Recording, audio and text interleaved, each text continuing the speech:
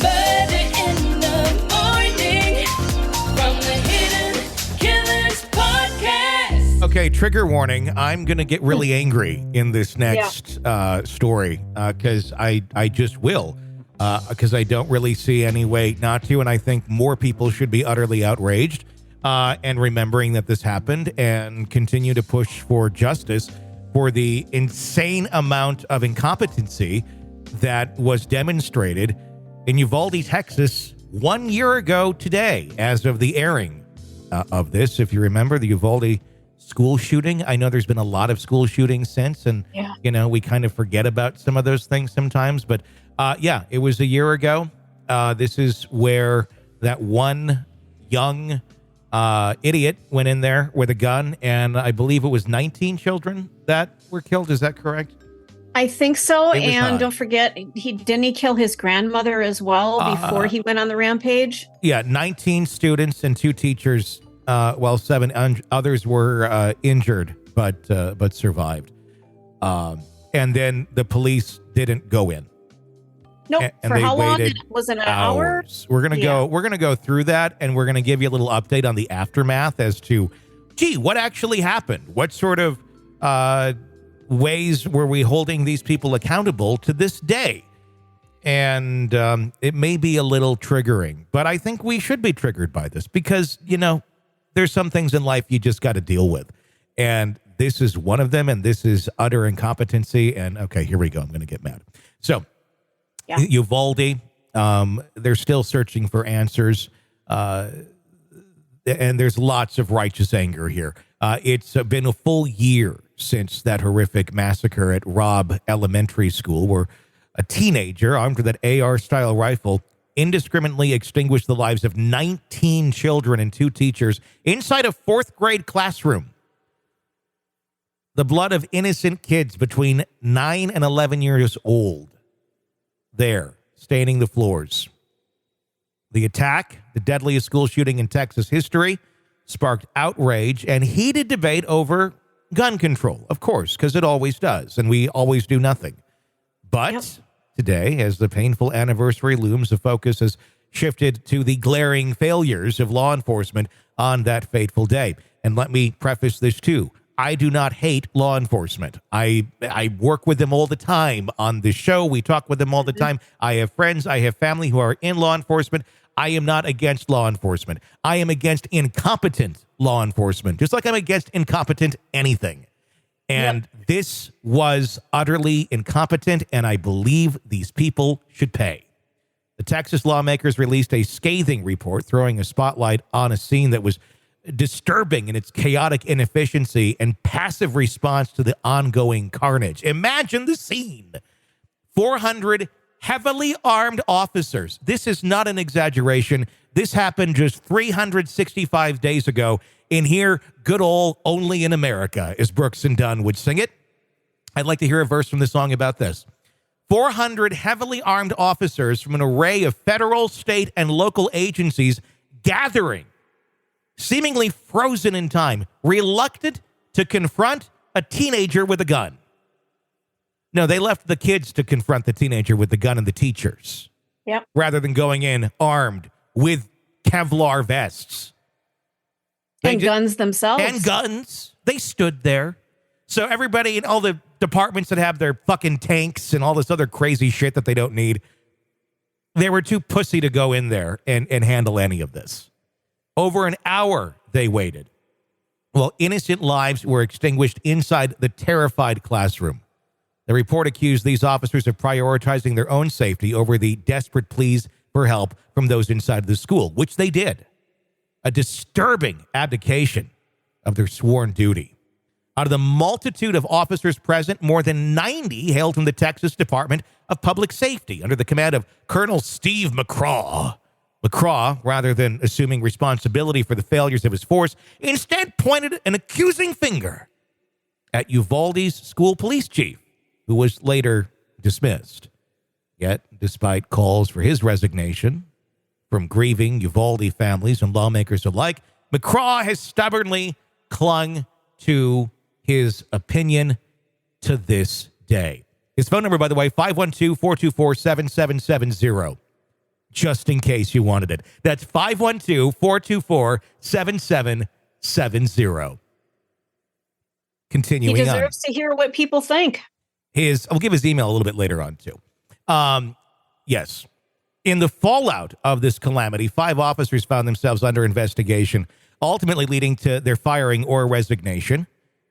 Keep in mind, 5 out of 400 that were on the scene. Now, I'm not saying all of them deserve to be fired. There were some that actually did stand up who got there later because they were in a different district and then stepped in immediately and took the reins and took care of this. But many stood there for these hours. The true extent of the disciplinary action, however, remains unclear. Why?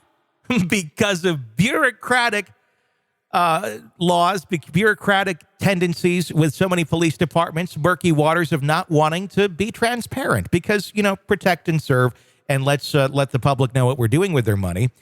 No, we don't want to, they have rights to. No, you don't.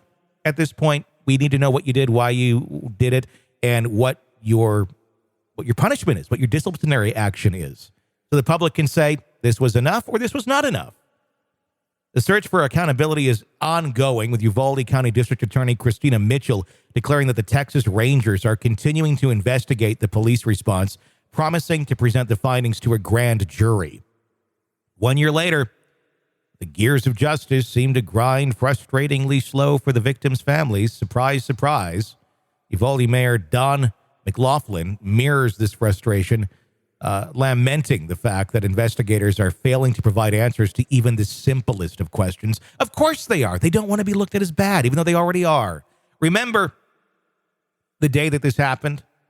They were all in some theater, talking to the press, talking to the families. And it was the largest circle jerk I've ever seen, where they were all, they had their big fucking hats on because they're in Texas. And if you're in Texas and you wear hats, great. I don't fucking care. But you're all wearing your costume hats, talking about how good your response was when you have 19 kids still dead in a classroom, literally on the ground dead.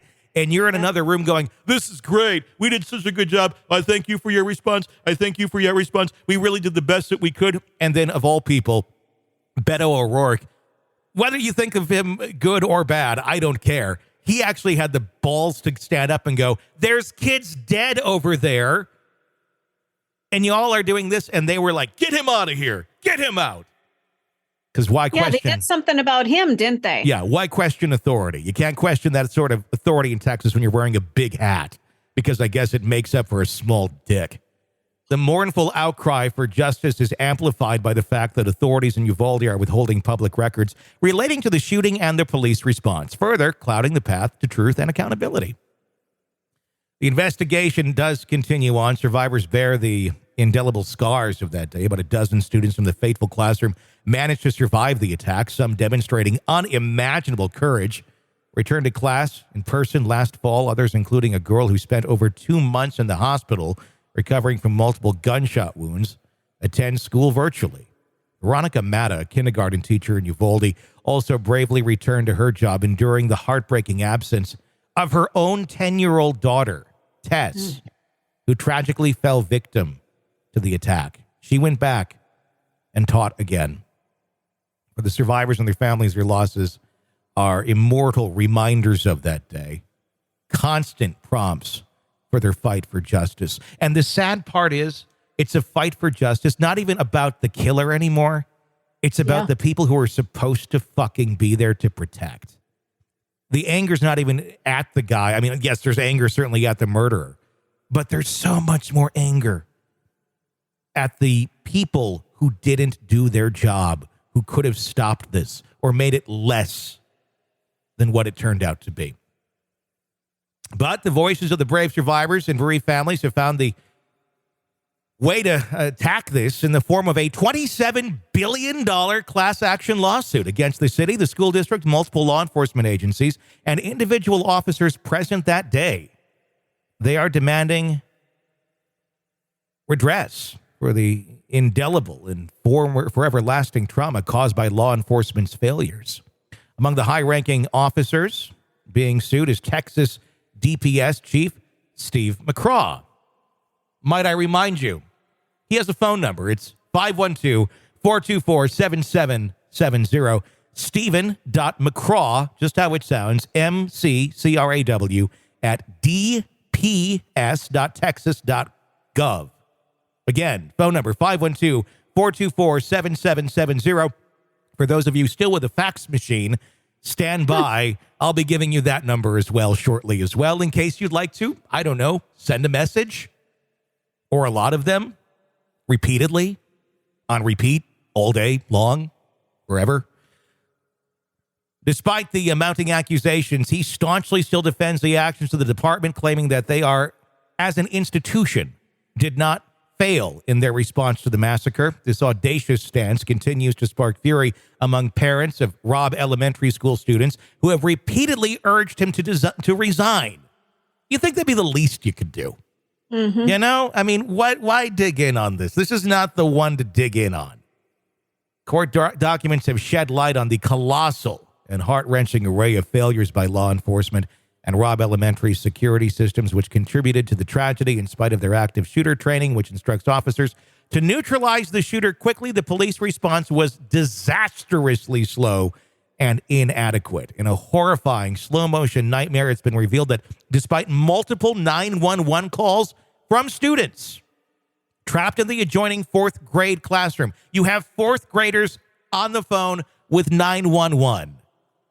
saying they're shooting up the classroom next door. Officers on the scene, including Texas DPS Sergeant Juan Maldonado, I don't know if I'm saying that one right, but Juanmaldonado. I think he's been fired since. I think so. I couldn't find his contact info, but believe me, I wanted to give it out. And Uvalde School District Police Chief Pete Arredondo did nothing for more than an hour. An appalling 77 minutes passed before they fulfilled their duty to protect and serve. Both officers were terminated months after the shooting, and in October, Uvalde School District announced the suspension of their police department. To add to the growing tension, Uvalde City has launched its own lawsuit against Uvalde County District Attorney Christina Mitchell. The city aims to compel Mitchell to release all law enforcement investigation records and materials related to the shooting, as her office continues to block the city's attempts to obtain this crucial information for their ongoing internal affairs investigation. Meanwhile, national lawmakers reacted to the Uvalde tragedy and the growing publicity outcry by passing the nation's most sweeping gun violence bill in decades, which doesn't do jack shit. Just a month after the shooting, the bill includes stricter background checks for young gun buyers, in addition to funding for mental health programs, to aid to schools. It all sounds lovely, but let's see how it actually does anything in reality. However, despite these steps, it fell very short of some of the restrictions sought by Uvalde families who are campaigning for lawmakers to raise the purchase age for AR-style rifles. Now, you can get an AR-style rifle, but you can't buy booze. Right. Republican Governor Greg Abbott, who easily won a third term months after the Uvalde shooting, has consistently dismissed calls for tougher gun laws, a stance that remains divisive in the state. His approach echoes the GOP-controlled Texas Capitol's decision this year to reject virtually all proposals to tighten gun laws over the protest of the families, the Democrats, and many across the nation. And I'm not making any opinion here on gun laws because most of them that we put into place don't do much of anything.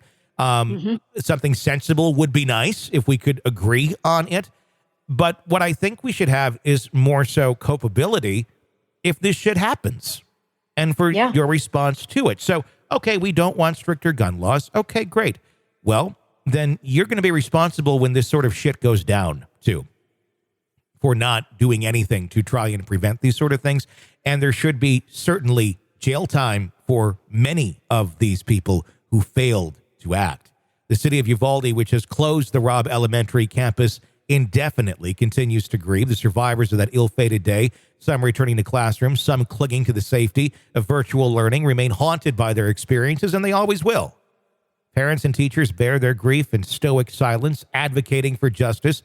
Law enforcement agencies grappling with accusations, lawsuits, and internal investigations. It's always great when you internally investigate yourself for doing horrible work. That always, I'm sure it's going to come up with really good tough, forward moving, tough acting things that are going to fix the situation. Yeah. One thing remains certain.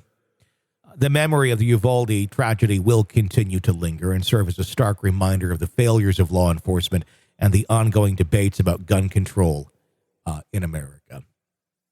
Okay, who's got a fax machine? 512-424-5708. 512-424-5708 is Director Steve McCraw, who, thinks everything was fine and dandy that day. That's his fax number, if you know what a fax machine is. There's probably half of our audience are like, a fax machine? What's that? Wait, what? Yeah, I've got some thoughts and feelings. You got a little time to unleash. Do you mind if I unleash for a second? Go for it. So back 6-7 years ago, I was an EMT and firefighter. And one of the things that we did every Tuesday, as a matter of fact, at our station was to drill. We had drills. Mm-hmm. And we practiced scenarios. And one of the scenarios was you're coming up to a home that's on fire and you need to get inside. You've done your perimeter search, you've looked around, and you need to get inside. The first thing you do is make sure the scene is safe. And then you walk up to the door and you try to open it to see if it's unlocked before you start hacking it down with your axe. Mm-hmm. They spent, 30 minutes looking for a key to a door that was fucking unlocked. Yeah. How the fuck does this happen? How the fuck is nobody in charge? See, you got me worked up. Nobody assumed command of this entire scene. And there were how many law enforcement people there? Nobody assumed command. 400. Fucking insane. You know that there was an alpha male standing around somewhere who should have taken over that fucking scene, whether he or she, I'm saying he in this case, whether he was competent or not, somebody should have stepped up and said, let's get this shit done right now. Or nobody did. Yeah. Or there was an alpha male standing there doing, don't do that. Do this. No, do it my way. And the scene from inside, the footage that they showed, mm-hmm. There was an officer who just nonchalantly walked up to one of the Purell dispensers and cleaned his hands. Yeah. He was more worried about germs on his hands than he was about the kids being slaughtered a couple of feet away from him. Yeah. What the fuck? Well, Steve McCraw, he says it's all good. His phone number again, 512-424-7770. 512-424-7770.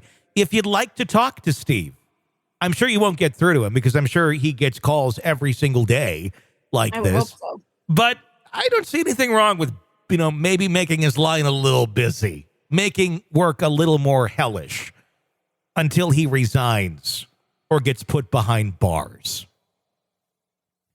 Because for something like this, nobody starts their day saying, oh, I want this to happen. But when you're the one in charge and you're the one who's overseeing response to something like this, and if you are that derelict in your duty and things go that far off the fucking rails, yes, you too should be behind bars because you failed that miserably. It's like getting drunk and getting into a car and crashing into someone. It was a choice. It was a choice not to do anything, Stephen McCraw. So now it's time to face the music of the failed actions and the constant digging in. I mean, just shut the fuck up and resign. Just do that. Have the decency to do that for these families. These families have lost so much already. I think if somebody said, you know what, this was a dereliction of duty. I didn't do my job. This was on my watch and I'm stepping down so that somebody more competent can come in. I think they would have a little bit of respect for that. Yeah. It's not going to change what happened, but I think instead of this animosity and just not letting these wounds start to heal, it's just digging in and any wound that starts to heal, it's just making it worse. You didn't do the right thing. They're becoming worse than the perpetrator themselves. Almost. Yeah. We've almost, in this entire discussion, it seems that we've almost forgotten about the fact that there was somebody killing children. It was this horrible breach of trust that we call 911 and we hope that they respond and help us. That's what they're paid to do. Yeah. And most of them do. I know some wonderful sheriff's officers and police officers. They're amazing. They will risk their life for you. Yeah. These people had something else in mind. I don't understand why they didn't step in and do something sooner. Well, there's nothing more enraging than when there's obviously something seriously wrong here. And the people who need to raise their hands and go, look, we fucked up.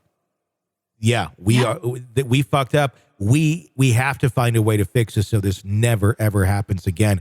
And we are mourning with you, and we are feeling absolutely horrible for fucking up. We can't change the past, but yes, we did fuck up, and we are sorry. And we are going to do everything we can. And that means most of us who are in charge here, you're never going to trust us again. We're stepping down. We shouldn't be trusted. We shouldn't be in these jobs if we fucked up that bad. And we're going to take personal responsibility and do that. But no, they sit there to this day digging in and saying, no, it was good. We did everything we could. We followed the code. We followed procedure. And this is how it was supposed to go. Even though we know damn well it wasn't. And you have 19 dead children. Stephen dot, and Steven, in case you're wondering the spelling, Steven dot McCraw at dps.texas.gov. Phone number 512-424-7770, in case you'd like to reach out and express your concern. Because I don't know what else, it's interesting, a $27 billion lawsuit. I don't know how that's going to ever honestly go through. It's more than the area combined has in terms of cash. I don't know. I don't know. That almost seems egregious. Like it's just unrealistic, quite honestly. I'm more power to him. I think it's meant to send a message. I think it should. And I think it should be that. I should be that high or more. But I just fear that that'll just get thrown out because of the dollar amount. But yeah, I mean, this is unfortunately a community that I can't imagine anyone really wants to continue living in anymore. And it probably will end up, if these lawsuits go through and they drain the coffers of everything, this whole town is dead after this, in terms of being able to survive or go on. But I can't imagine just these families that have lost so much. And still you got someone like Stephen McCraw sitting there going, oh, nope, I'm following my procedures. Look at my big hat and my tiny penis. Big hat, tiny penis. Stephen McCraw. I get it. And it's just, I can't believe that we're a year later and nothing has changed. Nothing has been done. This poor town, these poor people are just still as damaged because they haven't been allowed to heal. Nothing has changed. I'm not surprised that we're exactly where we're at today. Not at all. I am kind of surprised there's still somebody that's like employed there that's still sticking up for it, but I don't know how much longer that'll be. I'm hoping for the grand jury indictment on some of these people. You want to weigh in on this? 888-554-5537, 888-5-KILLER is our phone number to share your thoughts with us here on the 1-year anniversary of the absolutely horrible Uvalde school shooting that really, as a country, has taught us absolutely nothing. Nope. I'm Tony Bruschi. Stay with us.